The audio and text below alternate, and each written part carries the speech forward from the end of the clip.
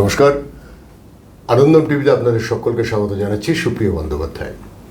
বন্ধুরা, গত সপ্তাহে আপনারা জিও পলিটিক্স বা ভূ রাজনৈতিক বিষয়ে আলোচনা শুনেছেন এবং সঙ্গে ছিলেন অরিন্দম রায়। আগেই আপনারা অরিন্দমকে চেনেন, জানেন যে এই ভূ রাজনীতি যেটা সবথেকে গুরুত্বপূর্ণ রাজনৈতিক অঙ্গন বলে আমার বিশ্বাস। অরিন্দমও একই কথা বিশ্বাস করেন এবং এই ভূ রাজনীতির দিকে খুব কড়া নজরদারি অরিন্দমের আছে, যে কারণে আমার মাঝে মধ্যেই ওকে অনেক আগেই বলা ছিল যে আপনাকে আসতে হবে এবং আমাদের সঙ্গে বসতে হবে। তো কড়া নজরদারির থেকে বলতে পারেন যে এটার চলে আসছে, নজরদারি চলে আসছে। কড়া না হলে পরেও যদি সামান্য নজরদারিও থাকে তাহলে পরেও এটা দিয়ে বিভিন্ন রকম খবর রোজ কিছু না কিছু আসছে। আমার ক্ষেত্রে কিন্তু কড়া নজরদারি, আমাকে কড়া নজরদারি রাখতেই হয়। কারণটা হচ্ছে আমি জানি যে প্রত্যেকটা একটার সঙ্গে একটা সম্পর্কিত। আজকে যেমন যে খবরটা সব থেকে বড় খবর, যেটা আজকে বুলেটিনে গেছে, যেটা আমি একটুখানি একবার ছুঁয়ে যাই, কারণ আপনি জানেন যে এটা আমার মাথায় ঘুরছে, যে এটা বলবোই আর কি। আমেরিকাতে একটা খবর, একটা গুজব বলবো না, খানিকটা তার বাস্তবতাও আছে, ছড়িয়ে পড়েছে যে জো বাইডেনকে ধীরে ধীরে মেরে ফেলা হচ্ছে। এবং এই কথাটা এমন এমন লোকজন বলছে যথেষ্ট অকাট্য তথ্য প্রমাণ সহকারে, তাতে এটা বোঝা যাচ্ছে যে বাইডেনকে কিছু একটা করা হচ্ছে। আর যে করোনা হয়েছে না কি হয়েছে, তার 2-4 দিনের মধ্যে মৃত্যু সংবাদ পেলে I will not be surprised. আমি বরং বুঝবো যে হ্যাঁ, তার ঠিক পথে এগোচ্ছে। এবং অবৈধ অনুপ্রবেশকারীদের ভোটাধিকার দেওয়া হচ্ছে, তার জন্য বিল আসতে চলেছে সংসদে, সিনেটে। এবং তা যদি আসে এবং সেটা যদি হয়, তাহলে কমলা হ্যারিস আগামী 20 বছরের জন্য আমেরিকাকে কি করবে, বা কমিউনিস্টরা আমেরিকাকে নিয়ে কতটা ছিনিমিনি খেলবে, তার প্রভাব পৃথিবীতে কি ভয়ঙ্করভাবে পড়বে, তার একটা খুব খারাপ সময় আসতে চলেছে যদি ঘটনাটা ঘটে। 2, যেটা নিয়ে আমাদের আজকের আলোচনা শুরু, সেটা হচ্ছে কয়েকদিন আগে ডোনাল্ড ট্রাম্প, যিনি মার্কিন প্রেসিডেন্ট পদপ্রার্থী, এইটা তার 3য় দফায় প্রেসিডেন্ট পদপ্রার্থী, যদি এবারে জেতেন, সম্ভাবনা রয়েছে, তাহলে 2য় দফায় তিনি প্রেসিডেন্ট হবেন। এবং যেহেতু পরপর 2বার হচ্ছেন না, তাই আরেকবার দাঁড়াতে পারেন আমেরিকান সংবিধান অনুযায়ী। একদম ঠিক। তো ট্রাম্পের ওপরে গুলি চালানো হলো, কান ঘেঁষে গুলি বেরোলো, কানে রক্তপাত হলো, ইত্যাদি হলো। তারপর কি সব ঠিক হয়ে গেল অরিন্দমবাবু? একদমই নয়। ডোনাল্ড ট্রাম্পের উপর যে অ্যাসাসিনেশন অ্যাটেম্প্ট বা ওনাকে যে মেরে ফেলার একটা প্রচেষ্টা হয়েছিল, সেটা 13ই জুলাইয়ের ঘটনা। 13ই জুলাইয়ের আগে এবং পরে কিছু কিছু এমন ঘটনা ঘটেছে, তাহলে পরে এগুলোকে যদি আমরা একটু নিরীক্ষণ করি, তাহলে দেখতে পাবো যে এখানে অনেকগুলো পরপর রিলেটেড ইভেন্টস, যেটাকে বলা যায়, সেটা রয়েছে। প্রথম যদি আমি বলি, আমরা এতদিন একটা মনে করে এসেছি, এখানে ডিপ স্টেটের কথাটা চলেই আসবে, না চাইলেও চলে আসবে। ডিপ স্টেট এখন খুব ইন থিং। তো একটি আমেরিকান কোম্পানি রয়েছে, এটির নাম হচ্ছে অস্টিন প্রাইভেট ওয়েলথ। আচ্ছা, ঠিক আছে, অস্টিন প্রাইভেট ওয়েলথ। এই কোম্পানিটি 11 বা 12 তারিখে দেখা যায় যে শেয়ার মার্কেটে যে পুট ট্রেডিং হয়, তাতে ট্রাম্পের একটি কোম্পানি রয়েছে, যেটি ওটার নাম হচ্ছে Trump media tech group. Trump media tech গ্রুপের প্রায় 12 মিলিয়ন শেয়ার সেটি শর্ট করেছে। আচ্ছা, এবার শর্ট শেয়ার মার্কেটে যারা লং বা শর্ট যারা আছেন, লং বা শর্টের মানে বোঝেন। লং মানে হচ্ছে যখন কোনো কিছুকে কোনো বিনিয়োগকারী মনে করেন যে আমি এটি কিনলে পরে এটির দাম ভবিষ্যতে এমন কিছু ঘটনাবলী আসছে যে বাড়তে চলেছে, এটিকে লং করা বলে। একটি কম প্রাইসে কিনে বেশি প্রাইসে বিক্রি করা। সেরকম শর্ট ঠিক উল্টো। শর্ট হচ্ছে এমন কিছু ঘটনাগুলি ঘটতে যাচ্ছে যেটার ফলে কোনো একটি কোম্পানির শেয়ার হু করে পড়তে চলেছে। অর্থাৎ ধরা যাক 100 টাকায় কিনলাম, এমন কিছু একটা ঘটনাবলী হলো যার ফলে দেখা গেল তার দাম নেমে এলো 25 টাকায়, ওখানে আমেরিকান পার্সপেক্টিভে ডলারে। তাহলে পরে যেই বেশি দামে বিক্রি করেছে, শর্ট করেছে, সে বিশাল মুনাফা লাভ করবে। তো এই যে কোম্পানিটির নাম বলছি অস্টিন প্রাইভেট ওয়েলথ, এই কোম্পানি দেখা যায় 13 তারিখে অ্যাসাসিনেশন অ্যাটেম্প বা তার উপর যে এই প্রায় জীবন নেওয়ার মতো হামলা হয়েছিল, বন্দুকবাজ হামলা করেছিল, তার ঠিক একদিন বা দুদিন আগে 12 মিলিয়ন শেয়ার শর্ট করা হয়েছে। মানে তারা যেন ধরেই নিয়েছিল যে কিছু একটা অঘটন ঘটতে যাচ্ছে। এবারে 12 মিলিয়ন 12 মিলিয়ন 12 মিলিয়ন কি কেস? 12 মিলিয়ন শেয়ার সেটি পুটে রেখেছে। মানে মানে 12 মিলিয়ন কি ডলারের অঙ্কে বলছো? না, 12 মিলিয়ন সংখ্যার অঙ্কে বলছি। 12 million share 12 million share short করা সেটা হয়েছে। ডলারের অঙ্কে কত? ডলার অঙ্কে কত হবে আমি ঠিক ওই মানে একটা আন্দাজ, একটা আন্দাজ কয়েক বিলিয়ন ডলার হবে, কয়েক বিলিয়ন ডলার। তার ঠিক দুদিন আগে, তার ঠিক দুদিন আগে। মানে ঘটনাটা যদি এইভাবে দেখি যে দুদিন পরে ট্রাম্পকে গুলি করা হবে, হ্যাঁ, এবং ট্রাম্পকে গুলি করা মাত্র ওই শেয়ারের দাম, যদি ট্রাম্প মরেও যান, বাড়বে, আহত হলেও বাড়বে, মোটমাট ঘটনার ফলে শেয়ারের দাম কমতে বাধ্য, কমতে বাধ্য। অতএব সেখানে সে 25 টাকায় এটা বিক্রি হবে জেনে 12 মিলিয়ন শর্ট করে দিয়েছে। এইবার এখানে মজা আছে, এরপরে যখন সাংবাদিকরা, ওদের দেশের সাংবাদিকরা তো আমাদের দেশের সাংবাদিকের মতো মানে বিভিন্ন জায়গায় বিক্রি হয়ে থাকে না। হ্যাঁ, অনেক সাংবাদিক, অনেক মিডিয়া হাউসের কথা বলছি, তারা দেশের সব সাংবাদিক না, ডেফিনেটলি এটা আমি সেই সমাজের লোক হয়ে আমি আপত্তি জানাই। একদমই সরি, মানে মাইন্ড মাই ওয়ার্ডস।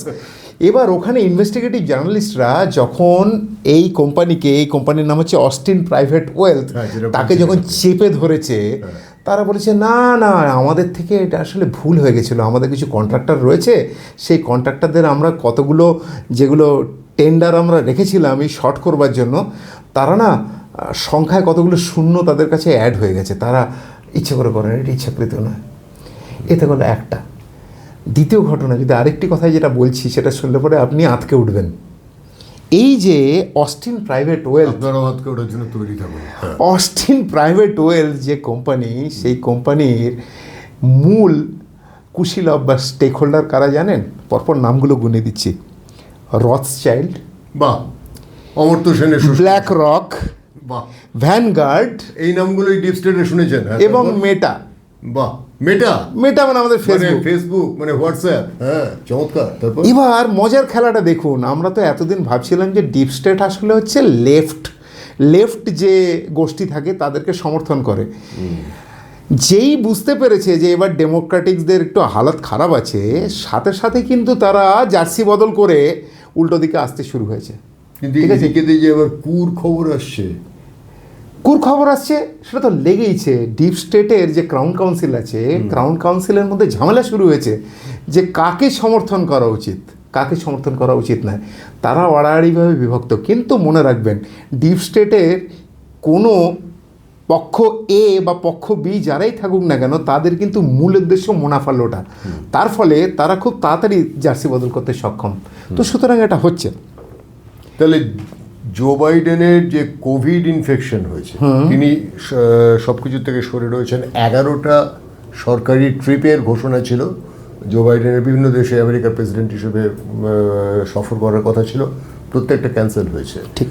আচ্ছা, প্রত্যেকটা দায়িত্ব নিতে দিয়েছেন উনি। কমলা হ্যারিসের নামটা নিজে সাজেস্ট করেছেন। ঠিক।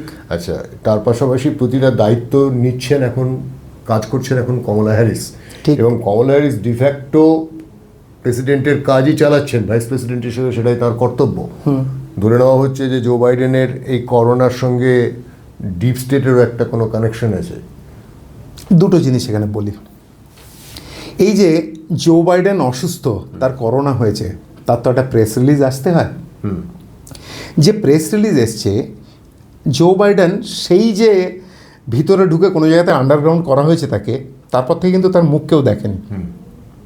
এই যে প্রেস রিলিজ এসেছিল ওনার করোনা হয়েছে, এটি কিন্তু একটি সাদা ফর্মে ডিজিটালি সাইন্ড হয়ে কপিটি বাইরে এসেছিল। সেটি জো বাইডেনের লেটার হেডেও আসেনি বা কিছু না। এবং আরও যদি মজার কথা ভাবেন, তাহলে পরে বরাক ওবামার কাছ থেকে এটার কিন্তু কোনো এন্ডোর্সমেন্ট আসেনি এখন অবধি। ঠিক আছে, একমাত্র এন্ডোর্স করেছেন কে? এন্ডোর্স করেছেন বিল ক্লিন্টন। ঠিক আছে, এইবার আপনি যে একটু আগে বললেন জো বাইডেনের কী হয়েছে, তাকে কেউ দেখতে পাচ্ছে না, কি হওয়া সম্ভব, কমলা হ্যারিসকে কে সাপোর্ট করছে, কে সাপোর্ট করছে না, এ বড় গোলমেলে ব্যাপার। কে যে আসলে ডেমোক্রেটিক প্রার্থী হতে চাইছে। কেউ কেউ তো বলছে, একটা গোষ্ঠী বলছে যে বরাক ওবামা ওনার তো 2 টার্ম হয়ে গেছিল, উনি চাইছেন যে ওনার স্ত্রী মিশেল ওবামাকে এই রেসের মধ্যে নামাতে। ঠিক আছে, এবার মিশেল ওবামাকে আর কেউ সাপোর্ট করছে না, কারণ ওনার তো সেনেটর হিসাবে কাজ করার অভিজ্ঞতা নেই। ঠিক আছে, তাহলে পরে ব্যাপারটা ডেমোক্র্যাটসদের জন্য খুব ঘোলাটে হয়ে রয়েছে, খুব অত্যন্ত বেশি ঘোলাটে হয়ে রয়েছে। আর এর মধ্যে ডিপ স্টেট যদি হঠাৎ করে জার্সি বদল করছে, তাহলে আপনি বুঝতে পারছেন যদি ট্রাম্পও আসেন, আমরা যে মনে করছিলাম ট্রাম্প একদম এই ডিপ স্টেটের একদম মেরুদণ্ড ভেঙে দেবেন, কিন্তু এখানে একটা বিষয়, এটা কতটা সত্যি, এখানে একটা বিষয় আছে, সেটা হচ্ছে যে ডিপ স্টেট এতদিন পর্যন্ত, এত বছর পর্যন্ত ডিপ স্টেটের ফাংশন প্রায় অনেকটাই সিক্রেট এজেন্সির মতো গোপন ছিল। কিন্তু ঘটনাচক্রে এখন গোটা পৃথিবী জুড়েই আলোচনার বিষয়বস্তু হয়ে উঠেছে। আমি আজকে সকালবেলা দ্য স্পিগেলের, মানে জার্মানির যেটা সব থেকে বড় পত্রিকা, মানে ইংরেজিতে দ্য মিরর বা লন্ডন গার্জিয়ান, এই লেভেলের পত্রিকাতে দেখছি তারা লিখছে ডিপ স্টেটের কথা, তাদের ওয়েবসাইটে পরিষ্কার লিখছে ডিপ স্টেট ফাংশনেরই নাম, যে নামগুলো আপনি বললেন, এরকম আরও বেশ কিছু নাম, স্থানীয় কিছু বড় বড় ধনকুবেরের নাম, স্থানীয় কিছু সিনেটর বা ধরুন আপনার যারা কিনা পার্লামেন্টের সাংসদ, তাদের নাম উঠে আসছে, ডিপ স্টেট কানেকশনে উঠে আসছে। তাহলে ডিপ স্টেট যে ফাংশনিং, এটা কিন্তু ফ্যাক্ট। এই ফ্যাক্টটা এখন সামনে চলে আসলে ডিপ স্টেটের, কিন্তু তার জন্য ডিপ স্টেটের অসুবিধা ছাড়া সুবিধা কিছু হবে না।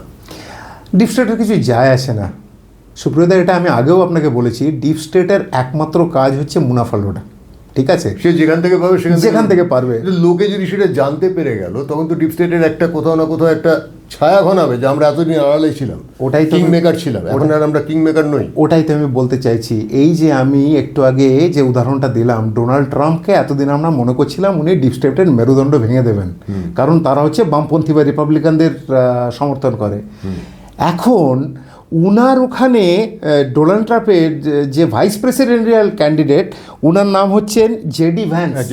ঠিক আছে, ভারতীয় হিন্দু মহিলাকে বিয়ে করলেন এই তো কদিন আগে। জেডি ভ্যান্সের যে যারা, এখানেও একটু বোঝার আছে, জেডি ভ্যান্সের যারা উনাকে ফাইন্যান্সিয়ালি সাপোর্ট করছেন, যারা উনার আর্থিক সহায়তা দিচ্ছেন, তাদের মধ্যে যদি আমরা একটু দেখি, আমরা একটু আলোচনা করি, একজনের নাম খুঁজে পাবেন, তার নাম হচ্ছে পিটার থিয়েল।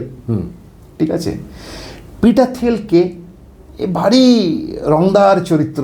পিটার থিয়েল হচ্ছে পেপ্যালের ফাউন্ডার মেম্বার ছিলেন, পেপ্যালের ফাউন্ডার মেম্বার ছিলেন।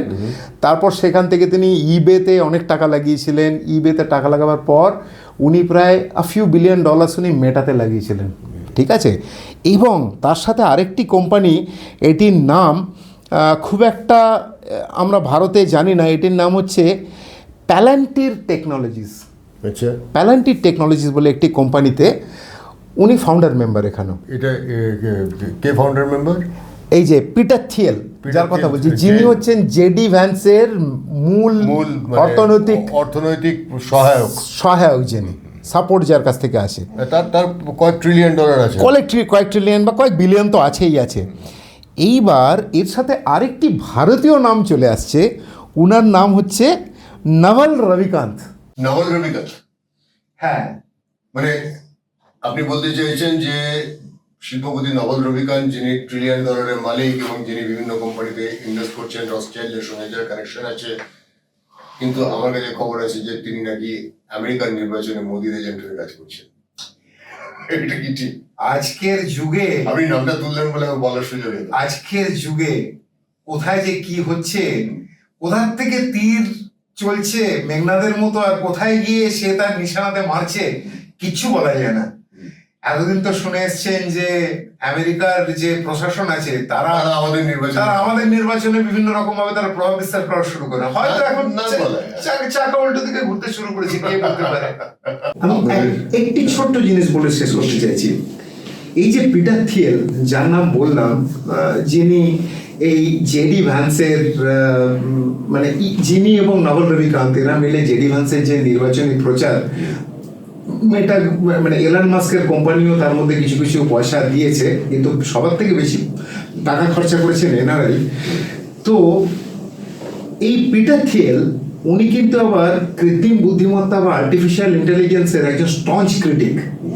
ঠিক আছে, উনি একজন সোশ্যাল ইনফ্লুয়েন্সারও বটে, এবং বহু সোশ্যাল মিডিয়ার ইউটিউব বা যে সাংবাদিক সম্মেলনে উনি বারবার বলে এসছেন উনি এই কৃত্রিম বুদ্ধিমত্তা ব্যবহার করে জনগণের উপর নজরদারি চালানোকে একদম সমর্থন করেন না।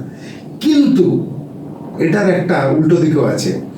এই যে প্যালেন্টের টেকনোলজি যে রয়েছে, এই টেকনোলজির একটি মূল ব্যবসা হচ্ছে আর্টিফিশিয়াল ইন্টেলিজেন্স রিলেটেড টুল এটি বিক্রি করা, যাতে করে জনগণের উপর সার্ভেলেন্স চালানো যায়, নজরদারি চালানো যায়।